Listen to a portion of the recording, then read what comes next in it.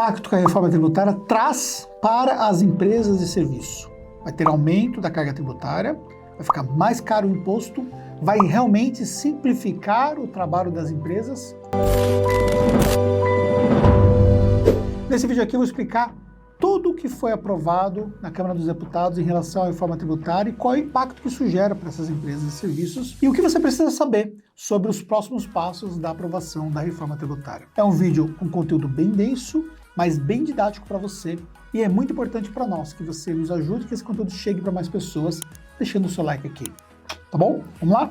Primeiramente, vamos entender alguns princípios sobre a reforma tributária. A reforma tributária, ela visa resolver um problema que nós temos no Brasil, que é a quantidade diferente de impostos que nós temos, simplificando, unificando os impostos. Então, na prática, ela traz uma simplificação quando ela unifica diferentes impostos num único imposto. Segundo aspecto, a reforma tributária resolve o problema na cadeia produtiva no que diz respeito aos impostos. Ela cria o conceito da não cumulatividade plena. O que aconteceu na cadeia anterior, ou seja, no processo produtivo, eu comprei o produto da indústria, eu sou um comércio, eu faço o aproveitamento integral da alíquota desse imposto e eu vendo na mesma alíquota que eu comprei. Então, ou seja, há um aproveitamento integral e, ao mesmo tempo, eu só vou pagar o imposto que vai ser o imposto sobre a diferença. E esse imposto, ele vai ser calculado por fora e não por dentro. Hoje você pega, por exemplo, o ICMS, ele está embutido no preço da mercadoria. Com a reforma tributária, você vai ter uma alíquota que vai estar por fora. Então, na prática, você vai ter o valor do seu serviço ou da venda do seu produto e você vai ter um imposto sobre a venda do produto e do serviço. Ele vai ser calculado sempre por fora. E na hora de você fazer o recolhimento, você faz o aproveitamento dos créditos que você teve em relação à compra que você fez. Então, isso evita o imposto em cascata e evita, por exemplo, que você não tenha nenhum tipo de aproveitamento da cadeia anterior. Sim, você vai aproveitar 100%. Então, esse é um ponto positivo que nós temos em relação a isso. Como é que vai funcionar a unificação dos impostos na reforma tributária? Nós vamos ter a unificação de 5 impostos, que é o PIS, o COFINS, o IPI, o ISS e o ICMS. Sendo que os 3 primeiros são impostos federais, e aí você tem o ISS, que é o imposto municipal, o ICMS, que é o imposto estadual. E esses 5 impostos vão ser divididos em 2 categorias diferentes. Nós vamos ter de um lado o PIS, o COFINS e o IPI na CBS, e depois nós vamos ter o ICMS e o ISS na IBS. E aí nós vamos ter o índice de valor agregado, que é o IVA, que ele vai ser dual, que ele vai ter justamente essas 2 alíquotas diferentes. Isso vai unificar esses impostos e promete então ser a grande simplificação tributária que nós temos no pagamento dos impostos. E a gente vai falar um pouco mais sobre esse impacto dos impostos nas empresas de serviço, mas antes deixa eu complementar alguns outros pontos da reforma tributária. Nós vamos ter também uma harmonização das alíquotas, ou seja, você vai ter uma alíquota única que vai ser aplicada. Então, a CBS, por exemplo, vai ser uma alíquota única que vai ser aplicada em toda a cadeia, como eu já expliquei. E o IBS também vai ser uma alíquota única que vai ser aplicada em toda a cadeia. Então, isso simplifica esse processo junto com aquele regime de aproveitamento do crédito. E também há uma simplificação nas obrigações acessórias. Eu não sei se você sabe, mas toda empresa, ela não paga só o imposto. Ela paga o imposto, mas ela tem que entregar as obrigações acessórias. Com a simplificação tributária, você também simplifica a quantidade de obrigações acessórias que as empresas entregariam, uma vez que fica mais fácil para que essas obrigações sejam cumpridas. Agora, como vai ficar isso na prática, nós ainda não sabemos, mas promete-se que realmente vai ter essa simplificação dessas obrigações acessórias. Isso representa uma simplificação dessas informações que o contador manda para o fisco em relação aos seus respectivos clientes, que são as empresas que ele atende. Agora, como é que ficaria a questão das alíquotas? Então, isso ainda é incerto. O que se sabe é que vai ter uma alíquota padrão e vai ter alíquotas reduzidas ou até mesmo uma alíquota zero, dependendo da situação. Então, o governo ele vai privilegiar alguns setores da economia que fazem sentido, por exemplo, você ter uma alíquota reduzida. Então, por exemplo, vai ter privilégio para o setor de medicamentos e outras coisas. Que não vem o caso, que não é o objetivo aqui nesse vídeo a gente falar sobre isso. Mas, por exemplo, no caso dos serviços, nós sabemos, por exemplo, que a educação de nível superior também vai ter um privilégio na redução desses impostos. Agora, o que a gente precisa entender? Qual é o impacto que nós temos em relação às empresas de serviço? Como Como o governo ele passa a criar um único imposto, isso gera uma distorção sobre o que nós temos hoje em relação à autonomia dos municípios na criação da sua alíquota de imposto. Hoje, por exemplo, os municípios eles criam o seu imposto, ali o seu ISS, e com base nesse imposto, eles conseguem, por exemplo, ser mais competitivo. Se você pegar, por exemplo, ali o município de São Paulo, você tem uma alíquota superior do município de São Bernardo do Campo. Então, São Bernardo do Campo, que está próximo de São Paulo, consegue ser mais competitivo, atraindo mais empresas aqui para o município, porque tem uma alíquota menor do imposto. Isso dá uma vantagem competitiva para o município. Só que agora, com o IBS, o que vai mudar? Esse imposto que hoje incide em São Bernardo do Campo, ele vai incidir na empresa que for prestado o serviço ou no consumidor do serviço. Se ele estiver em outro município, esse imposto não fica com São Bernardo do Campo, vai ser destinado para aquele outro município. Isso já começa a gerar uma distorção em relação à competitividade, porque se o imposto que é gerado por uma empresa que está aqui sediada em São Bernardo do Campo não fica em São Bernardo do Campo, se o serviço for consumido fora de São Bernardo do Campo, como é que vai ficar essa guerra fiscal que existe entre os municípios? Outra coisa, se há uma uniformidade das alíquotas, uma prefeitura ela teria a mesma alíquota de outra prefeitura. Então, como é que ficaria, por exemplo, essa caracterização dessa guerra fiscal que existe entre prefeituras? Isso também se estende aos próprios estados, quando a gente olha do ponto de vista do ICMS. Hoje, por exemplo, o estado que é menos privilegiado sob o ponto de vista de capacidade de atrair empresas, ele consegue, através de alíquotas reduzidas, ele consegue atrair empresas, por exemplo, para se instalar lá. Agora, se você não tem mais esse privilégio, como é que ficaria essa guerra entre os estados? Estima-se que cerca de 1.500 municípios, no total de mais de 5.000 municípios, eles tenham como maior fonte de receita o ISS. Então isso por si só já traz uma distorção tributária. Se esses municípios eles têm a maior fonte de receita, o próprio ISS, e de repente a reforma tributária ela mexe com esse aspecto aí, tira o poder desses municípios e, consequentemente, pode influenciar diretamente os resultados que o município tem sob o ponto de vista da receita da tributação. Então isso são alguns problemas que a gente vê sobre a reforma tributária no que diz respeito aos municípios. Mas e que dizer dos contribuintes que estão nos municípios? Aí o problema é ainda maior. Porque vamos voltar um pouco e vamos raciocinar sobre o que nós falamos sobre o princípio da não cumulatividade plena, que é aquela forma onde você tem o aproveitamento dentro de uma cadeia do que você teve, por exemplo, de consumo ali de um produto anterior. Então, a indústria gera um aproveitamento para a empresa do comércio. Agora, e uma empresa prestadora de serviço que não tem insumo, por exemplo?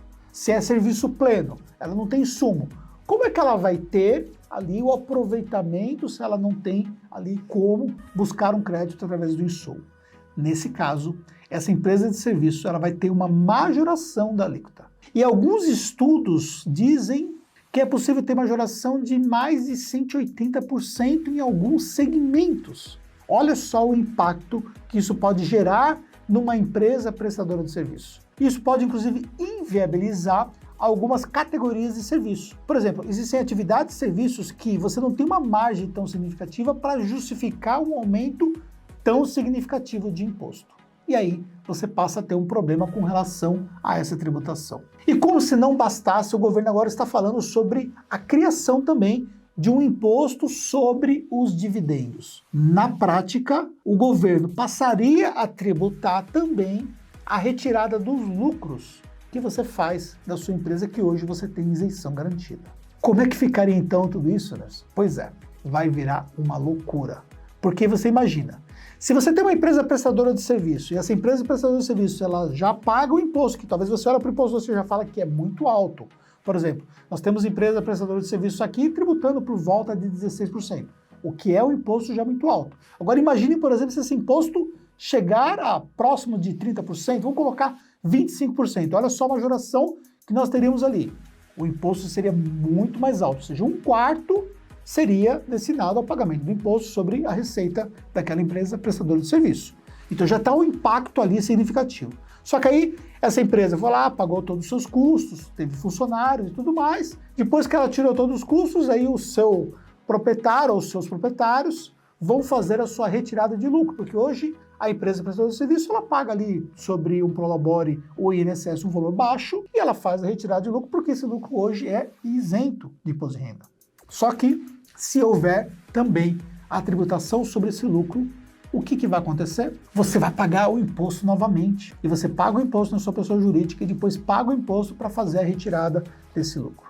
O que a gente tem que pensar? É que o governo, quando ele vai privilegiar um setor, ele vai, de uma certa forma, prejudicar outro setor. A reforma tributária, ela está privilegiando a indústria, porque ela consegue dar muito mais justiça à indústria sob o princípio da carga tributária, quando você olha toda a cadeia produtiva. E aí você traz mais competição às empresas industriais e na ponta também às empresas comerciais. Ela também consegue resolver o problema de alguns setores ou de algumas atividades ou de alguns produtos que hoje são tributados e que passam a ter uma tributação reduzida ou até mesmo ter uma tributação isenta. Agora, ela tira de outros setores o privilégio de ter uma tributação que hoje vão colocar perto do que a reforma tributária propõe, uma tributação mais justa hoje, ainda que imposto seja uma injustiça. E aí o que acontece?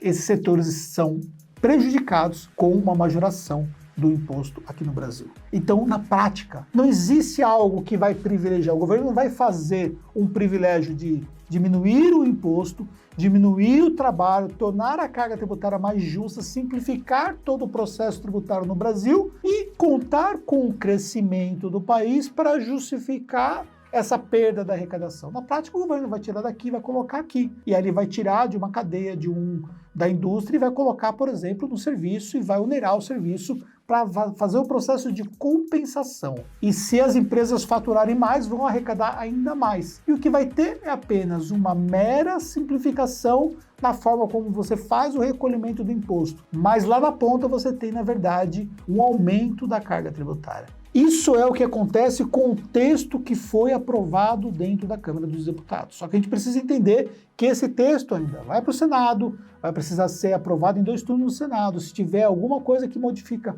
volta lá para a Câmara. Ou seja, até que esse texto seja definitivamente aprovado e passe por todo o processo, nós temos muito chão pela frente. E mesmo depois de aprovado, de acordo com o que foi determinado pela própria Câmara dentro do texto original, há uma progressão de como isso vai ser implementado.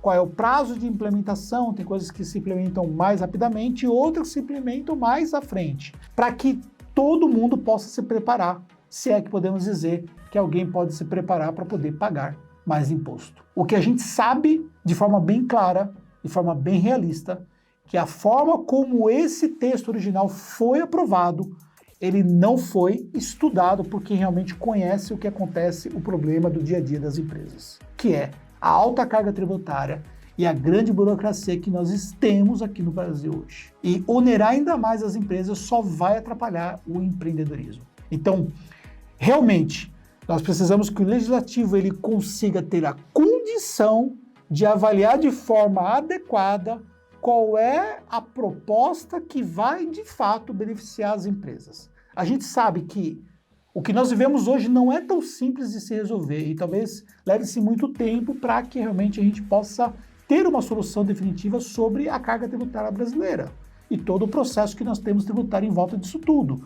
Mas uma simplificação, ela é sim bem-vinda, mas uma majoração de imposto não é. E para você que tem uma empresa prestadora de serviço, como eu tenho uma empresa prestadora de serviço, nós temos que ficar preocupados com esse tipo de aprovação. Bem, como eu disse para vocês, aqui é algo que pode mudar da noite para o dia, de acordo com o que nós vamos ter de novidades aí. E de repente pode até ser que nada disso seja aprovado, porque existem muitos interesses em jogo quando a gente fala sobre a questão da arrecadação no Brasil. Sobretudo quando a gente pensa também que se mexe muito com os municípios e com o próprio Estado. E esses fatores aí que envolvem a IBS, por exemplo, são fatores que podem pesar muito na aprovação de toda a reforma. Mas a gente precisa ficar atento, por quê? Porque isso vai impactar no seu negócio, isso vai impactar no nosso negócio, isso vai impactar no negócio de todo mundo. E aqui no canal da Taxo você vai encontrar sempre informações frescas para ajudar você a entender um pouco mais como é que você pode ter melhores resultados. Espero ter feito sentido para você. Deixe o seu like se você ainda não deixou. Se inscreve no nosso canal se você não está inscrito. Nos encontramos no próximo vídeo.